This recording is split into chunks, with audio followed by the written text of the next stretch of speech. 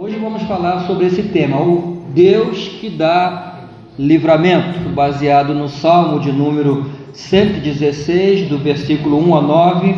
Este salmo, irmãos, foi escrito pelo rei Ezequias. Ezequias foi um dos reis mais piedosos de Israel. E quando ele estava com 39 anos, no auge da sua vida e no auge do seu reinado, ele enfrentou dois graves problemas. Primeiro foi um problema externo. O maior império da época, a Assíria, já havia conquistado e destruído vários povos.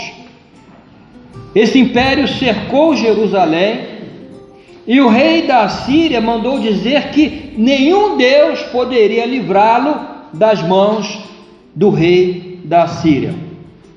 Seria um ataque terrível, avassalador, e Ezequias, com seu exército, não tinha forças para resistir. Esse era o problema externo, fora. Mas havia um problema interno também, é que ele ficou gravemente doente, uma úlcera gravíssima.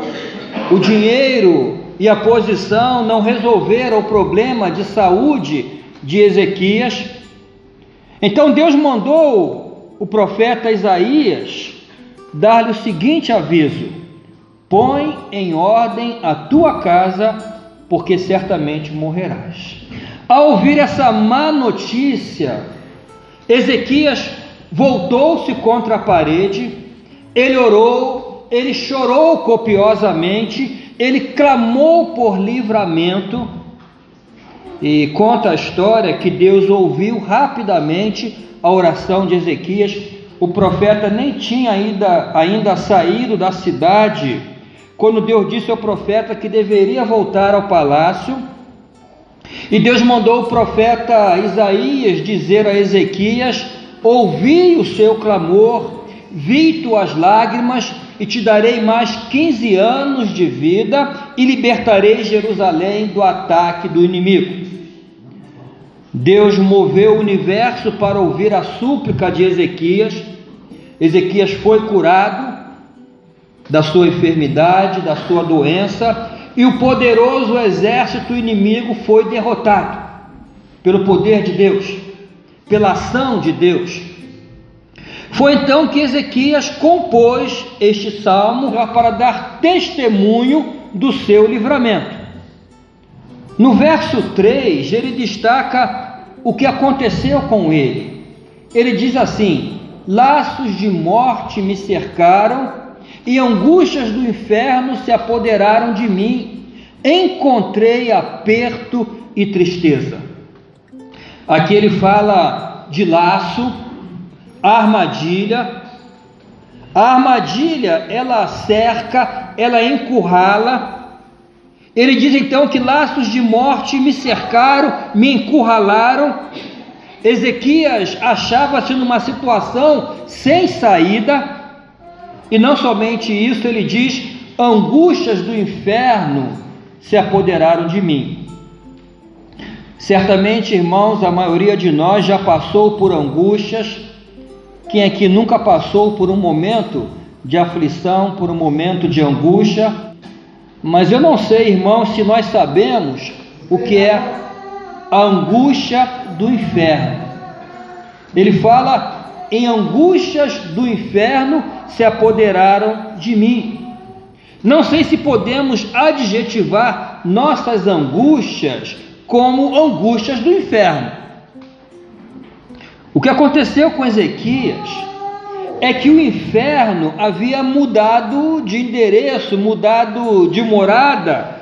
O inferno estava a morar dentro dele. Era desta forma que ele se sentia, e o resultado, ele diz: caí em tribulação e tristeza, a alegria fugiu da sua vida.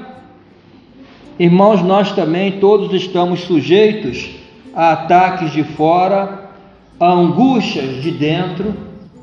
Há momentos em que nós somos derrubados por uma ou outra situação. Há momentos em que nos sentimos sem forças. como ele diz no versículo 6, quando eu já estava sem forças, ele me salvou. O que fazer nessas horas?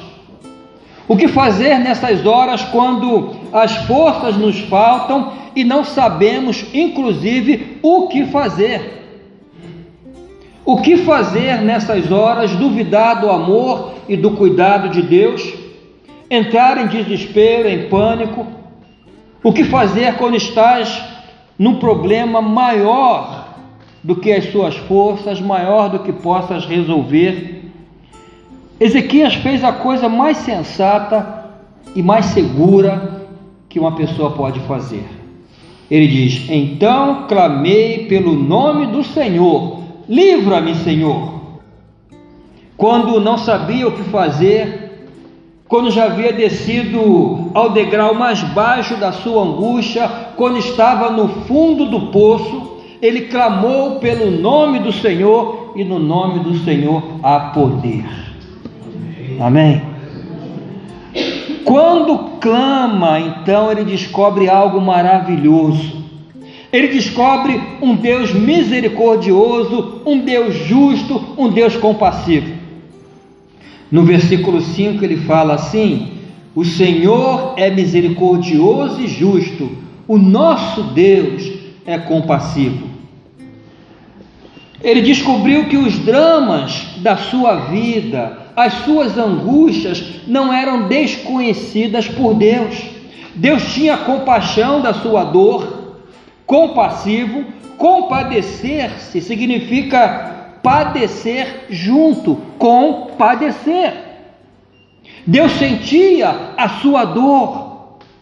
Ao clamar, ele descobriu um Deus misericordioso. O Senhor é misericordioso. Esta palavra, irmãos, misericórdia, ela tem a mesma raiz da palavra miséria. Literalmente significa estender a mão ao miserável, estender a mão a quem está em miséria. E foi o que Deus fez. Deus sentiu a dor de Ezequias, Deus viu a miséria de Ezequias, Deus teve misericórdia e estendeu-lhe a mão para livrá-lo. E foi um livramento tão poderoso que no versículo 7, depois de haver passado por suas angústias, depois de ter recebido o livramento de Deus, então ele pôde dizer à sua alma: volta, minha alma, ao teu repouso, pois o Senhor te fez bem. Ah, irmãos, que experiência maravilhosa a de, depois de termos passado por angústia, por aflições, e recebermos o livramento de Deus e podermos dizer à nossa alma que estava angustiada: alma, volta ao teu repouso, porque o Senhor te fez bem. No versículo 8, Ezequias fala de 3 tipos de livramentos. Ele diz assim: porque tu, Senhor, livraste a minha alma da morte, os meus olhos das lágrimas e os meus pés da queda. Primeiro, Deus deu-lhe livramento espiritual. Livraste minha alma da morte. Aqui ele está a falar do perdão de seus pecados. O salário do pecado é a morte, mas mediante o perdão, Deus deu-lhe o livramento espiritual. Deus salvou a sua alma da terrível condenação do pecado. O segundo livramento, ele diz que o Senhor deu-lhe livramento emocional. Livraste os meus olhos das lágrimas. Deus estanca a nossa lágrima e só Deus pode enxugar. Só Deus pode dizer: não chores, porque Ele tem a solução para as nossas angústias.